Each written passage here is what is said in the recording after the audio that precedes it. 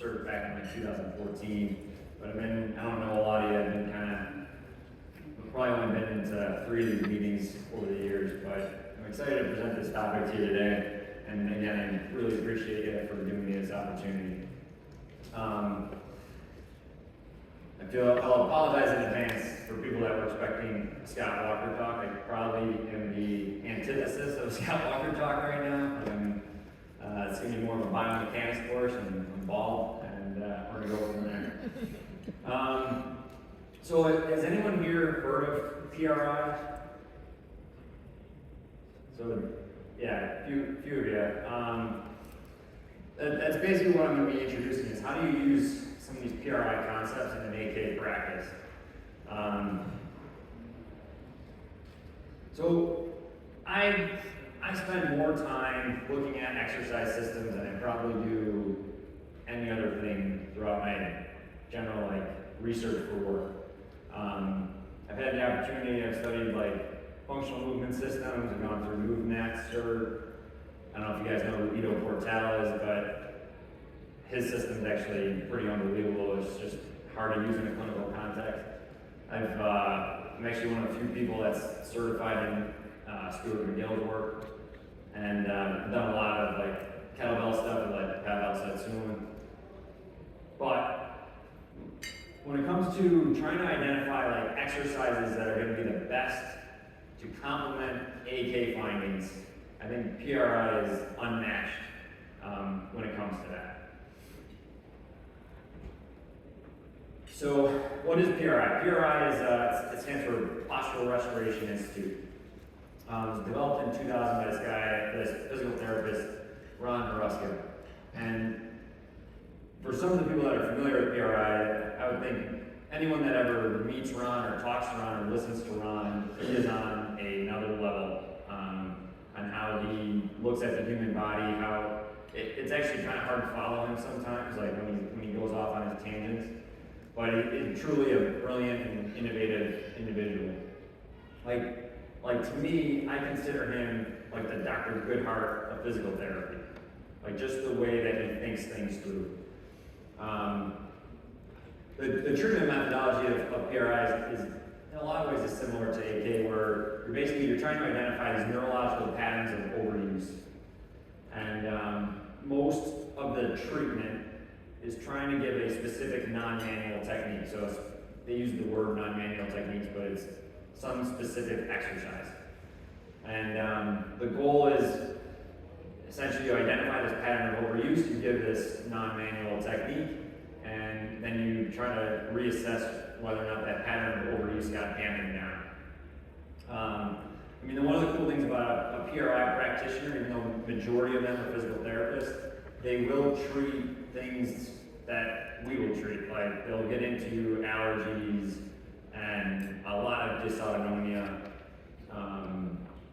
POTS syndromes, things like that. And they can have pretty good success with it too. Ron is on another level. It's hard to describe how gifted that guy is, but even if the only thing you take away from this is, this PRI stuff, there's something to it, maybe I should find a PRI practitioner in my area that I can work with. Alright, so how does PRI relate to AK? Kind of like what I said before, the thought process is very simple.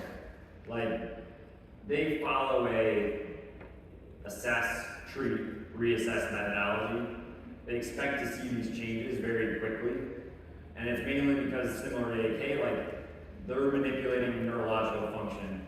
And that's why you expect to see those changes really fast. The differences. So this is a big one. PRI is focused on creating inhibition. And they do use muscle testing as a very minimal muscle testing in their assessments. But most of their assessments are range of motion based. So a typical positive assessment is a person can't adduct their left hip. And essentially, when their tests are positive, it's usually because that pattern is tight or overused. So when you think PRI is focused on on creating inhibition, you might think, well, that's like the complete opposite of AK. Where like AK, we're trying to find inhibition and then trying to facilitate it. But I would make the argument, after learning the PRI concepts, that a lot of the muscle weaknesses that we are treating, that neurological pattern is actually overused. And that the muscle test that the muscle weakness that you're finding is actually that muscle is blown out.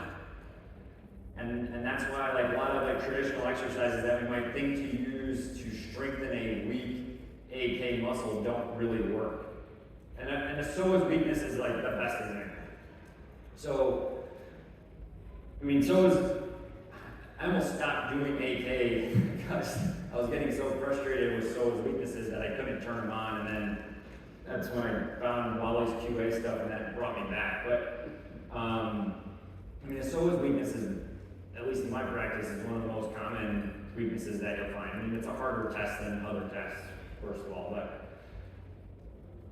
if you look at this exercise that's up here, that would be like a go-to exercise for me for improving a psoas weakness on the left or right, but primarily on the left. And that exercise is basically, I'm putting the patient into lumbar flexion.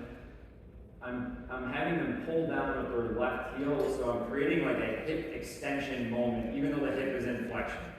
But the actual like muscle contractions that are occurring are abdominal and hip extension, which would be kind of the complete opposite of a psoas theoretically like hip flexion strengthening program. But from what I see, that's the stuff I would turn a left psoas on better than anything else.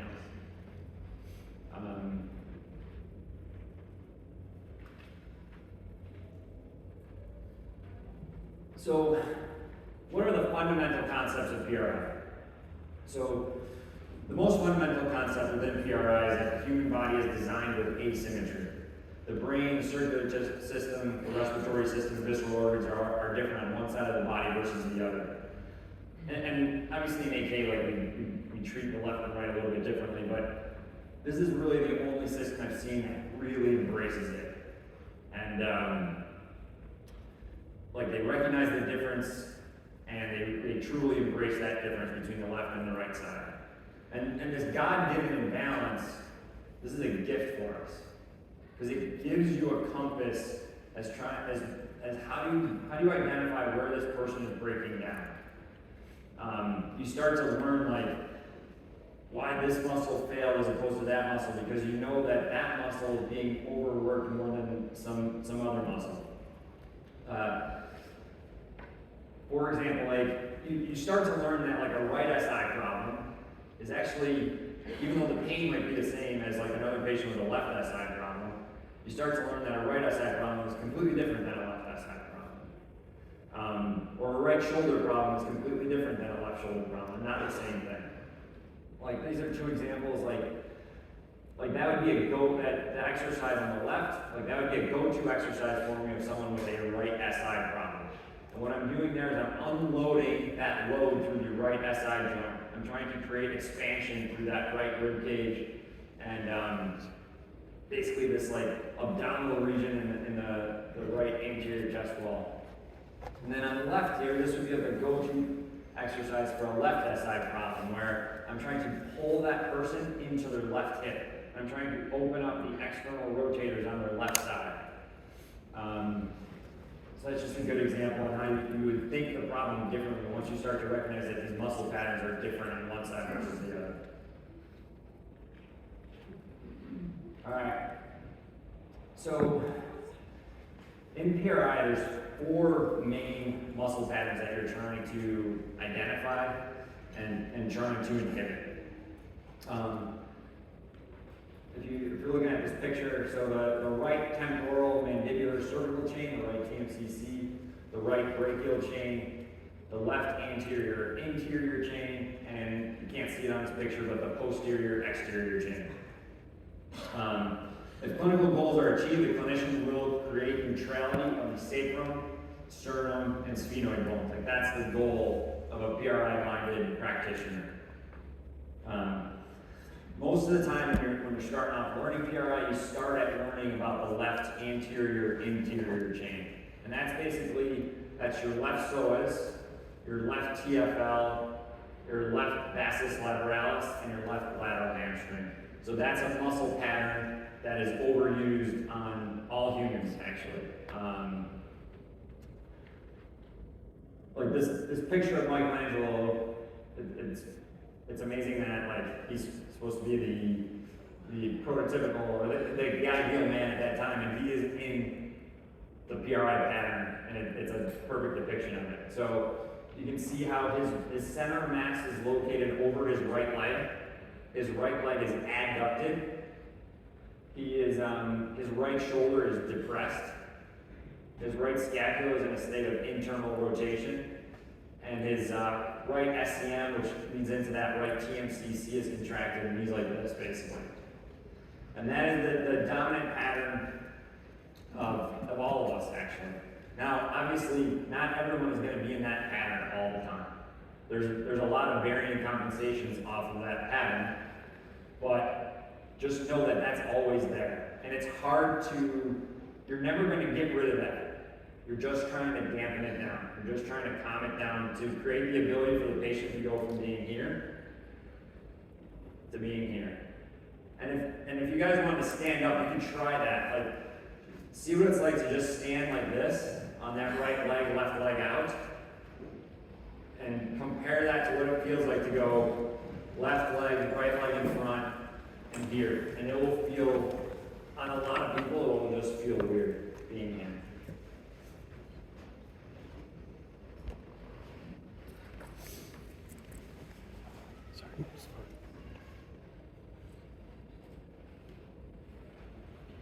And then once you start doing these treatments, or once you start identifying this pattern, it's like one of those things where you can't unsee it. It's everywhere. Like when Dr. Ellis was when he was giving his presentation, that the guy came up and had like a head injury, and he did the muscle test on him, and so he did this muscle test on him, and the guy was pretty weak in that position, and like his brain just went right to boom to try to do that test, because this is where he feels the most stable and the most safe. Like Dr. Ron Huska, he developed this diagnostic and treatment methodology by working with neurologically injured individuals in a hospital in Nebraska. So like on someone that has a more severe injury, you can see how much their body just goes into that pattern and how it just loves being right here. So the best way to understand PRI is to start at the diaphragm. And like I never knew this in school, didn't teach it. Once you see it, it's like, holy crap, how come we never taught us this? But the diaphragm on the right is larger and stronger than the diaphragm on the left. And there's other reasons why people get put into this pattern, but this is the easiest way to visualize it. It's the easiest way to explain to a patient why it happens that way. There's things that I've heard where like that sense through that right heel is actually something that starts to develop like in utero. Like this pattern is like really ingrained into our nervous system, but the diaphragm is a great way to start as far as learning that. Obviously, you got your liver on your right side, and you got your heart on your left, and that will create that creates an imbalance right off the bat. The liver's a lot heavier. That's going to put your center of mass over your right side to start with. And one thing you can see, like in this picture, like you have that. So you have this strong right diaphragm right here, and that's going to create this depressed rib cage on that right side, and it will allow you to get air into this left anterior part of your lungs easier. Like it's gonna be easier for you to breathe going like that than it will be to try and reverse that, try to put that air over here.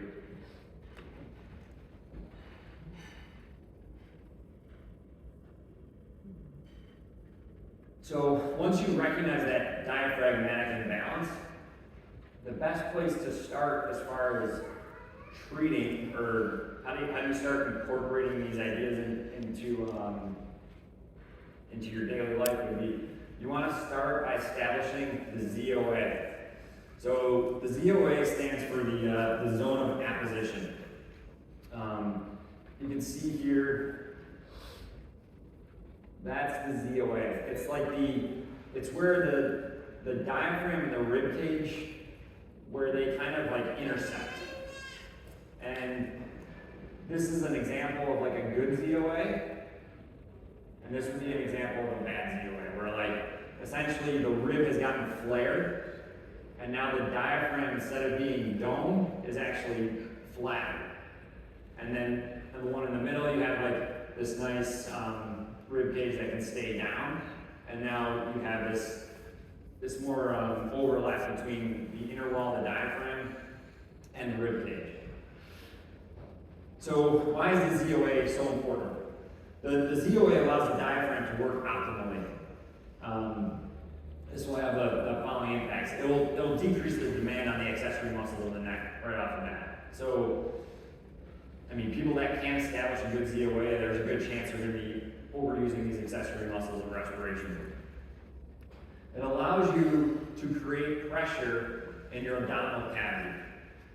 And that's huge for a bunch of different reasons, but the biggest reason is it takes a ton of pressure off the low back. If you're talking, we talked a little bit of, one of the speakers talked a little bit about chest wall expansion, and you need a ZOA in order to create chest wall expansion. Because if all my expansion that I do when I breathe, so like when you inhale, that's expansion. Like you're bringing in stuff into your body. Your body has to create an expansion somewhere. But if every time I expand, if I'm just doing it like that, I'm not really opening my rib cage. I'm not really creating chest wall expansion. Whereas if I establish a ZOA on the side, boom, and now when I breathe in, now I'm putting that air and I'm creating expansion through that right side. It's also like you need the ZOA to establish the synergistic relationship between the thoracic diaphragm and the pelvic diaphragm. We want a pelvis that can go like boom, boom, boom when we walk. We want it to go back and forth, back and forth. We need that ZOA to create pressure in the abdominal cavity in order to push your guts down into your pelvis as well. So like if everyone was like, when it comes to like trying to stretch someone's piriformis, what I would contend is a better stretch for someone's piriformis is can they smush their guts down into their pelvis and open up their pelvis from the inside out. That would have a much bigger impact as far as like opening that pelvic bowl than just doing some piriformis stretch on that side. So in AK we do the hiatal hernia technique a lot, right? Where you're constantly like pulling down on that stomach. But what I would say is, what's probably more important is, let's bring the diaphragm up, as opposed to trying to pull that stomach down. Gravity's all around us all the time. You shouldn't really have to pull the stomach down. Gravity should just be doing that on its own. But if we have a poorly established ZOA, if we have too much extension tone, our diaphragm's going to get flattened out, and then it will feel like our stomach is coming up. But if we can bring the ribs together, create an internal rotation through those ribs, that will actually dome up the diaphragm, bring the diaphragm up. Relatively speaking, the stomach is now dropped. Then the other thing that happens is once you've created this position and you do an inhale from here, your diaphragm is going to take that stomach and smush it down. So it's a better way to go after a hiatal hernia issue. And then the other thing too is the ZOA gives you movement options.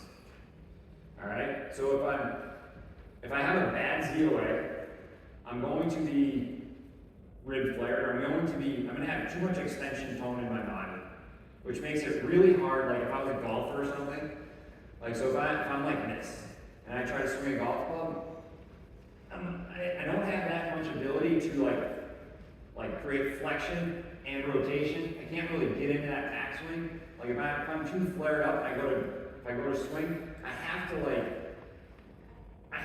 sway. I have to get here. I can't go and stay on point. Keep that head nice and straight and come through. All right.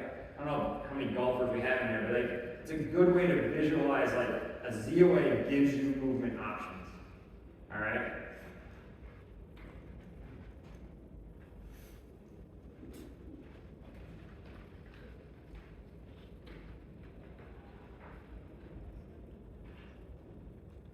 And this is just, I kind of touched on this a little bit, but it's a point that I really like people to drive home is the ZOA is spinal decompression. I mean, it's not like people in the AK will do a ton of decompression tables. I'm not against the decompression table. Like people do have too much compression in their back, for sure, okay? But this is a fundamental truth. We're all one big fluid. And I can't, if I want to decompress something here, I have to create compression somewhere else. It's just the laws of it. Gravity isn't going away. If I don't learn how to create compression in these other chambers of my body, as soon as I stand up, I'm just going to go right back into that pattern that creates compression through my low back. Where people are really shitty at making compression is right here. All right? And that starts with establishing the ZOA.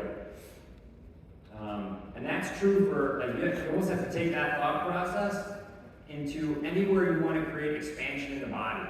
So if I want to create expansion through my right brachial chain, I really want to first establish this fixed point right here. And now I can start to open that up. And now when I inhale, now I'm opening that. Whereas with most people, like you can get a stretch in your pec by doing that. You'll feel it there. But you're not really changing neurology, and all you're doing is telling your brain, like, I can stretch my back by just compressing or I can stretch my chest by just creating compression in my back. But we really want to try to rewire things, and for the most part, that starts with establishing it right here.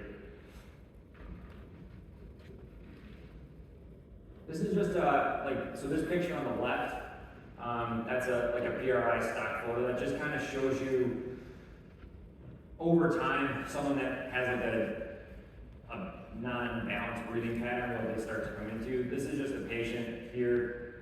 She's got a pretty good rib flare. I mean, she was a Division I athlete. She's like a strong person. Strong people can very often become like very extension dominant because people that are strong, athletic people, they're really good at producing force. And when you produce force, the quickest way for your body to produce force is to be able to go bing, like that. So in order to keep someone like that in balance, you want to essentially teach them how to not always produce force from here, but be able to like almost absorb force or create that pressure in here. So this is super simple AK test that you can take away from this talk. Most of the time it's going to work, basically. But on any weak muscle you find in the body, if you created an internal rotation moment on those ribs and held it there, and then retested the muscle, most of the time that's going to turn on. I did one on a patient yesterday that it didn't work, which was kind of funny, but a lot of times that will work. And I don't know if you guys know what I mean by an internal rotation moment, but basically, I'll show this at the end, but basically the patient's on their back. You're taking these ribs and you're going down and in. So you're internally rotating those ribs. You would want to do this, like, especially on a new patient, you'd want to do it on the right and the left. Most of the time, establishing it on the left will strengthen the individual. But a lot of times on a new patient, doing it on either side would take a weak muscle and turn it on.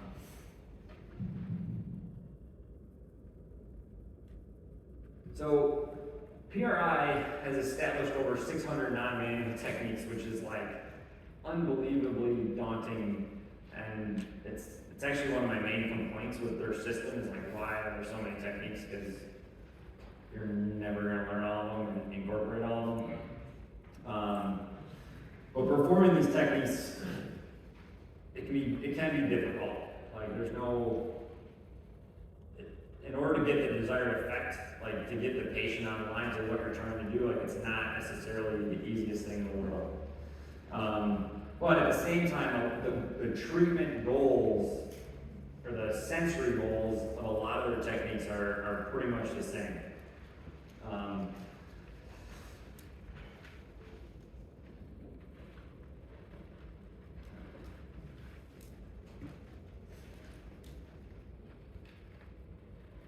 Well, actually, I'm sorry, I can go back to that exercise. Okay, so like even an exercise like this, that looks simple, right? Like there's not much to it. The person's just on their back, feet are on the wall, they're blowing up a balloon. You'll see like in PRI, there's a ton of techniques with a balloon. And the main reason for using the balloon, it's the quickest way to get someone's abdominals to turn on. As soon as you blow into that resistance, you'll just feel your abs fire up right away. I mean, it's a great technique for someone that has like pelvic floor issues, like a diastasis recti, anything that you'll feel the abdominals come together. But you can put a patient in this position and they might not really get the desired effect because there's just certain sensory things that you want them to feel. You want them to feel that their quads are not on when their feet are on the wall. You want them feeling like they're pulling down the wall with their heels. You want them to feel like their low back when they breathe in is creating expansion as opposed to feeling their low back should just feel like dead when they're in this position. So there's a lot of like subtle things that you're trying to feel when you're really trying to instruct these things on a patient. These are some of the most like common sensory treatment goals of any PRI technique. So the left hamstring is actually where PRI started. Ron Ruska developed this device called a protonics device, which is, it almost looks like this fancy knee brace that goes on the person's left leg. And it's a way to just create these different like hamstring contractions from these different positions. And he developed that device as a way to improve like patellofemoral issues. So like people that kept getting diagnosed with these like right or like these lateral patellas, he found that by activating the left inner hamstring, whether or not the issue with the knee was on the right or the left, activating the left one was the main way to go in order to improve these patellofemoral mechanics. And what you're trying to do with this left hamstring is, when I'm in that PRI pattern, I'm typically a little bit, I shouldn't say a little bit, I'm extended, I'm in like an extension pattern throughout my whole left side. So like one of the first like sensory things that we want to create on that left side is we want to create flexion. We want to start to create like a flexion awareness or induce like flexion throughout the left side. And the left hamstring is like one of the best ways to do it. Is that if I start, I'm trying to go from here and I want to pull my body over my left leg. I'm trying to go from being stuck on my right side to, and I pull over onto that left. And the left hamstring is a good way to do that. Actually, let's do another little demo. If you guys want to stand up real quick. I know it's early in the morning, but just get a feel for what it's like to bend forward, touch your toes. So you're just going to kind of go this way. Then take the slack out of your left leg. So you're just going to bend that left knee, bend forward, and then bend the right knee, bend forward. And more than likely, there's going to be an imbalance there. Yeah, which one's tighter? Right knee bent tight. Yeah, all right. So the left leg should most of the time be tighter on someone, and that's all part of that pattern. And then you're like, this is like another PRI thought process, like, why is that muscle tighter? Maybe I need to go and stretch that left hamstring. It's like, well, no you don't actually. The reason why it's tighter is it's already pre-stretched. So you don't need to go in there and start stretching that left hamstring. What you need to do is actually create a left hamstring strengthening program, or you need to shorten that left hamstring. So now that rubber band, instead of already being pre-stretched, has now come together and now it has a place to go. This is not to pick on Conrad at all. I appreciated his talk yesterday. But he did that thoracic extension exercise. I don't know if you guys remember that, when the elbows were on the table and you're trying to like bend backwards there. I would contend for a lot of patients, especially females, is if you want to improve their thoracic extension, you want to give them thoracic flexion first. In order to, you need to give them thoracic flexion so that they have space to move into for thoracic extension. Most females, because of the way the bras are, they get pulled that way. So I don't need to get better at going this way. I need to get better at going back. Okay? Left abdominals basically goes back to the ZOA. So, yep. So can you say that one more time on that going back? Yeah. So if I wanted to improve my thoracic extension, so if I wanted to improve my body's ability to do that, for most people, especially females, I need to create a space for them to go into. Because I'm working under the theory that they're already here. So if I want to create that space, I actually need to create flexion in that section. So as my arms go forward, my back goes back. So it's that. And that will give me the space to move into that will improve my thoracic extension. So left abdominals, it's a huge part of any PRI program because it goes with, if you don't have your left abs, you can't establish your left ZOA. Let's talk about the abs though a little bit more. So, abs are muscles of respiration first. That's their primary, that's where they help you. This is a big thing. I probably spend more time on this with a new patient than any other thing. And it's, can you create pressure here when you inhale? So this is something you guys can practice with someone next to you, but I'll just show you really quick. So put your hand on your partner's like left ab, left interosseous and transverse abdominis area here. Now, I want you to feel what it's like to get all your air out. So, sorry, but like make like that S sound, like you're letting the air out of a tire, and you want to feel that stuff compress as much as you can, and it should get tight in there. Now, the real trick is, can I maintain that position when I breathe in? And if I can maintain that position when I inhale, I've just jacked up the pressure in my guts. Okay? So if I get the air all the way out of the tire, now when I inhale from here, most people when you're trying to teach them this in the beginning, when they go to inhale, they're gonna go like that. And the pressure will actually drop in the abdominal region. And that's probably where I start off with most like low back patients, or I mean, truthfully, almost any patient is trying to create that sense. Left hip compression, left hip internal rotation. These are two huge concepts in PRI. Because again, to go back to the pattern, I'm here.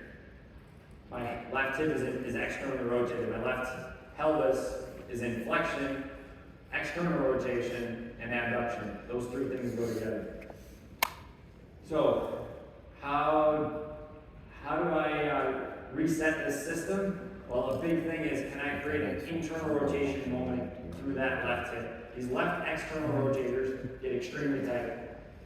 A lot of like people that think they have a sciatic issue, it's not, they do have like a piriformis thing, but it's more like their overall system is stuck in this state of too much external rotation through this left hip.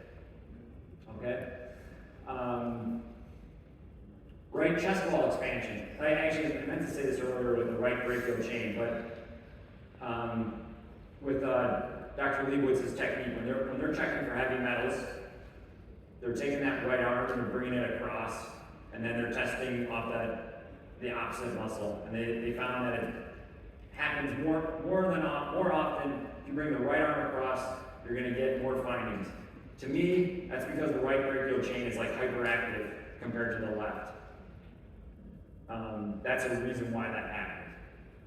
All right, so if I want to make my right chest wall, we'll just say give it more variability or give it more movement options. This is a huge thing. So again, I kind of talked about this earlier, but it's, all right, can I create abdominal compression? And then can I create chest wall expansion on that right side? And like, this is a huge thing for, like in that first exercise that I showed, like that I would use this for a right SI issue. What I'm trying to do is, I'm trying to fill up this right side of their lungs. I'm trying to like put this beach ball in their right side to basically, if I fill this up, it's gonna push me into my left hip. And it will unload my right side, okay? And then this left posterior mediastinum is a huge thing, especially for cardiac patients. We talked a lot about, this weekend, we talked a lot about like the links between like COVID, and this is like a mechanical thing that you can go after to improve someone's cardiac function. It goes back to what I was saying earlier, I need to create space, especially on this left posterior mediastinum, and the way I create space is by getting my back to go back. And that comes from the left serratus anterior and the left abs, truthfully.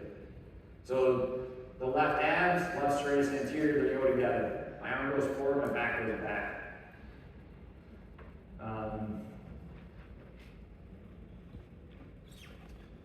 All right. These are, I'll talk about 4 of these non-manual technique examples, but I'm going to have Ori come up and do a demo with me, if he can come on up here.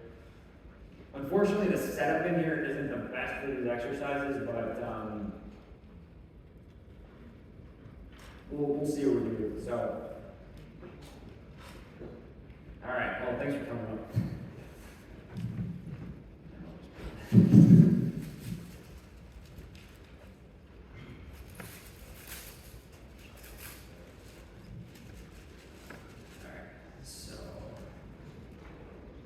So I did a quick pre-screen on Ori.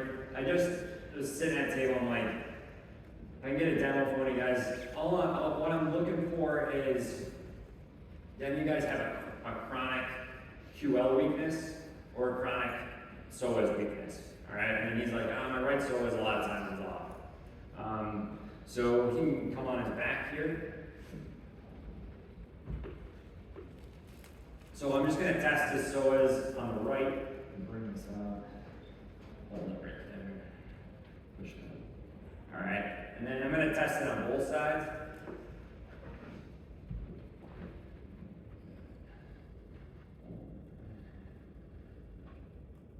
It's better on the left, but still, you'd still consider that inhibited.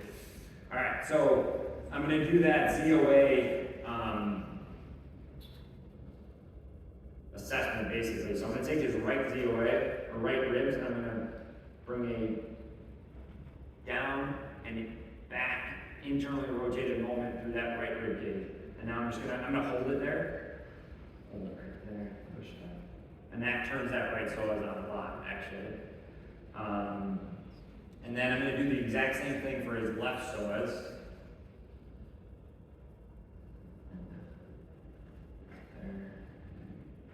Doesn't turn on the left, okay? If I do the same thing on his left side, so I'm gonna take his ribs, drive them down, there. That turns on his left side, okay?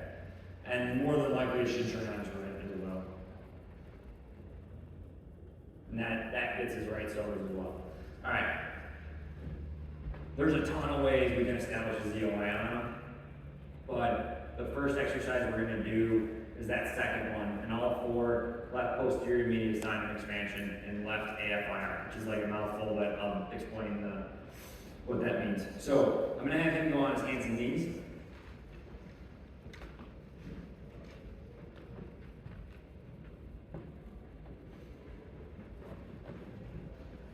All right.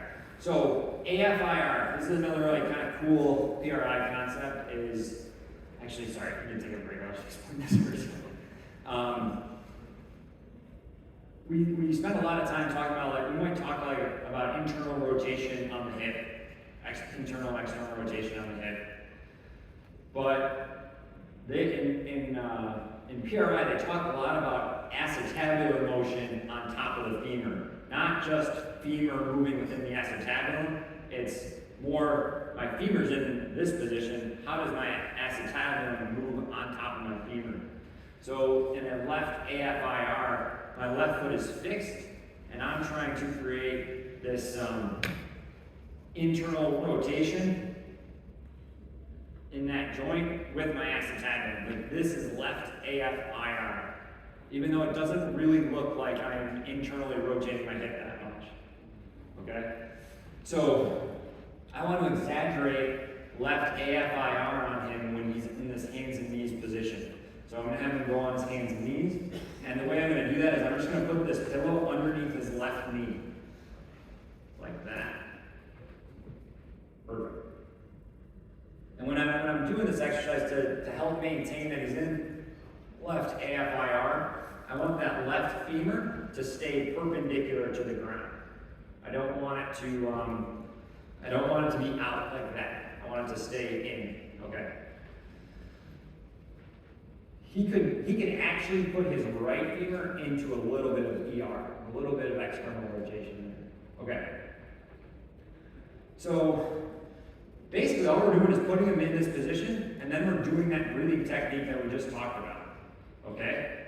So while he's here, can I get him to exhale all the way? And I'm driving those ribs up and back. Now get that air all the way out. And now wait, don't breathe in there. Now close your mouth, put your tongue on the roof of your mouth, and now slow and quietly inhale. And you want to see that expansion right there. And then exhale all the way. He should feel like his right arm is getting weightless. Nice and slow and quiet. Breathe in through that left upper back. I'm trying to create expansion right here, but I'm creating a flexion moment throughout his whole left side. Exhale. I'm driving his ish tube down. I'm lining up his left diaphragm with his left pelvic diaphragm. Another inhale. Hold it all the way up. And now end on an inhale.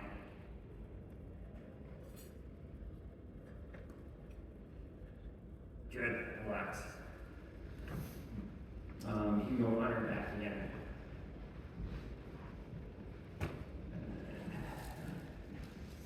Bring that back up. Hold it right there. Push it. And that's solid. Okay? Bring the left one up. Hold right there. And that was really good actually.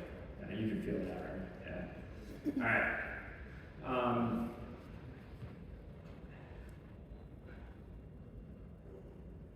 I'll try to show the reason why these exercises are hard to demo is that in practice you want to really do these exercises on the wall. Because you're trying to take what you do supine or sideline and you want to transfer them to what it feels like when you're standing. And you want to turn the wall into the floor. But let's do a different exercise that isn't even on this list, but it will help your right hip. And I'll try to explain. So you're going to go on your left side. And hold that there. Let's do another test on you here, though, that will kind of go along with this chronic right psoas. You can bend this knee. And hold that right there. Push up. And you can feel that's a tough test. This might not even get it on you, but we'll see. All right, you can relax. All right, so I got him on his left side, and I'm gonna help establish a left ZOA on him I'm gonna put some pillows right here, and I'm creating that internal rotation on his ribs by just putting him in this position, okay? So,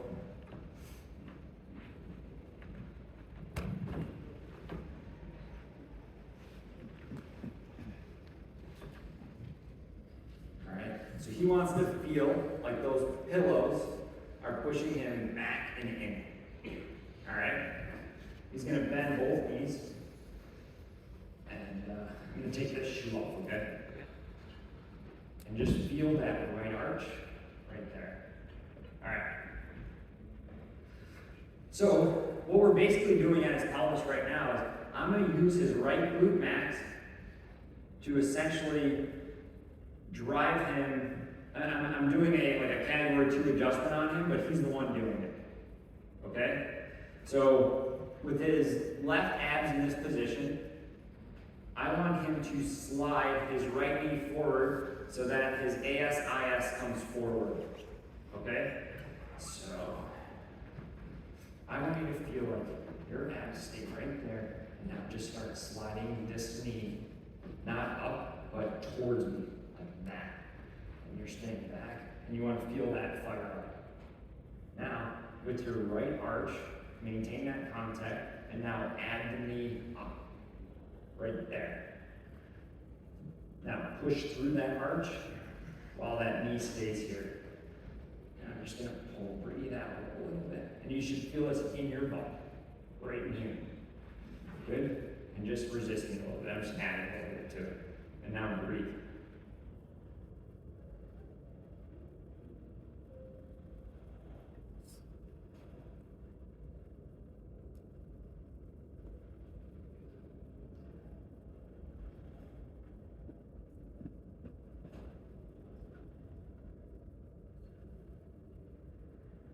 Good, relax. So that exercise, even though it's not on this list, like I'll talk about the other ones in a second, but it's hard to picture when you're sitting over there, but just think about like I'm using his right glute max to drive him into creating extension on that left ilium. And essentially, shouldn't say the left ilium. I'm creating hip extension on that left side by driving his right ilium forward. And if we went back to this exercise or this test, hold right there, push it up. And that starts that process. It still wasn't as solid as you want it to be, but you want to start improving his ability to abduct that right hip. But thanks a lot, appreciate it coming up. Oh, sorry, here's your shoe.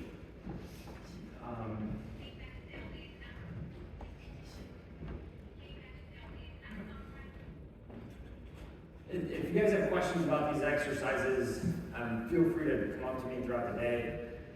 I do have videos on how I coach these to patients. But the best thing is like you just gotta play with them and feel them yourself. Like I kind of pre-screened him, and when I saw him do that hands and knees exercise, I was like, oh, you're gonna do it. Like he just has a good ability to create a ZOA once he knows what he's looking for. Whereas a lot of patients, like, it can be tough. This is like our truly like foundational exercise for PRI. Like I've never really seen anything like this before until I started learning their stuff. And even I do these pretty regularly, and I will still cramp up on this exercise as I'm getting into my left hip. But basically what this exercise is, I'm in this position, I'm on the wall. I'm pulling my left heel back, and then, so I've created this scissoring of my hips. Now, when I breathe in, I'm pulling back more. And then when I exhale, I'm going in.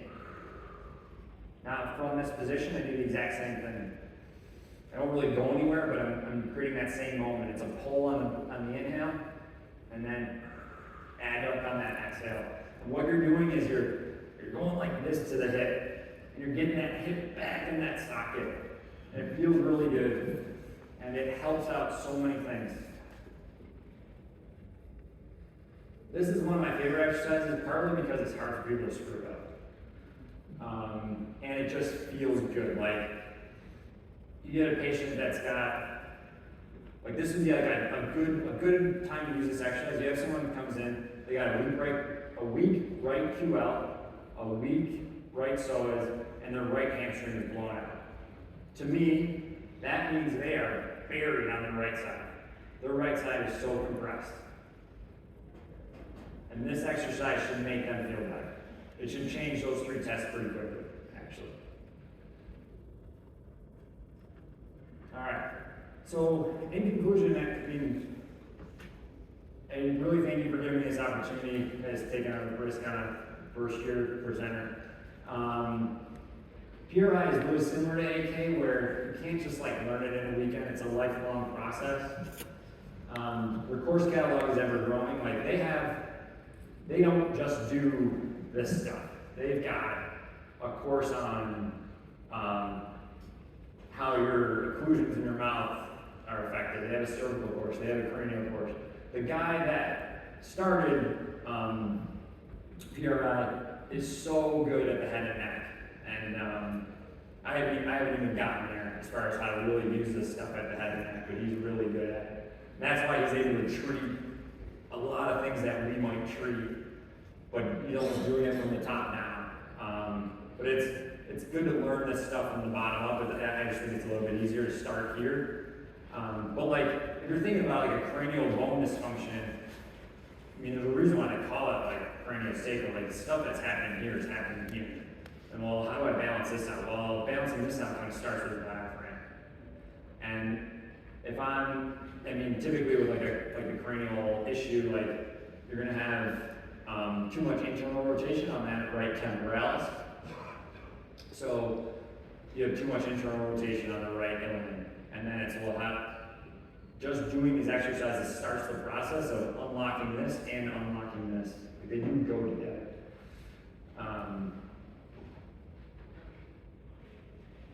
Even if you never use these, because teaching exercises to patients sucks. It just does. It's hard.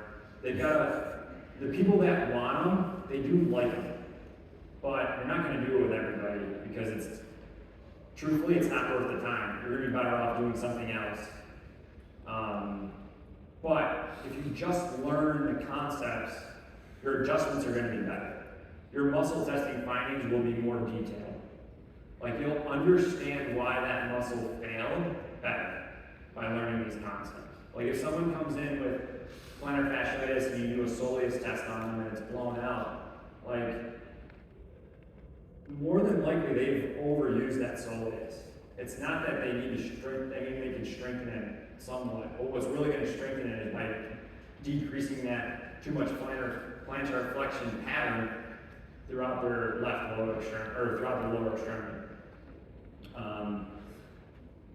And honestly, you do it for yourself. Because we all are, I shouldn't say that. I'm a bad patient. A lot of us don't get treated the way that we would want to get treated. And if you learn this stuff, I can't really think of a better way to self-treat than to do these things. It's made my golf swing better. I understand golf mechanics better because of this stuff. Not that like golf is like the end of the world or the only thing that matters, but it's just these things. Once you start to see them and learn them, you just understand human movement better than what you did before.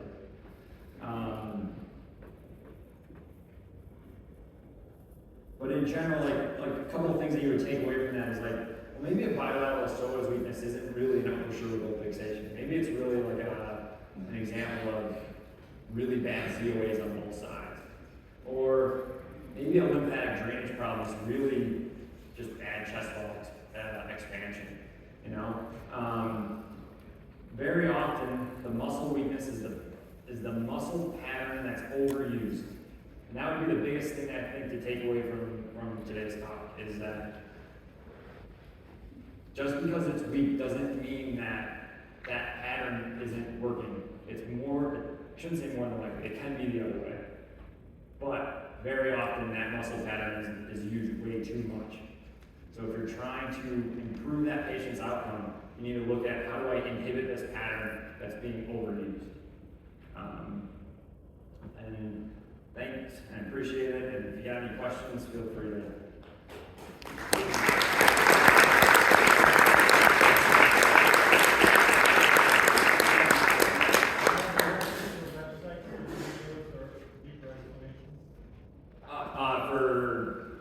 For the exercises, can you just email me? I'll send you like the YouTube links for them or something. That'd probably be the best way to do it. All right. Well, thanks again.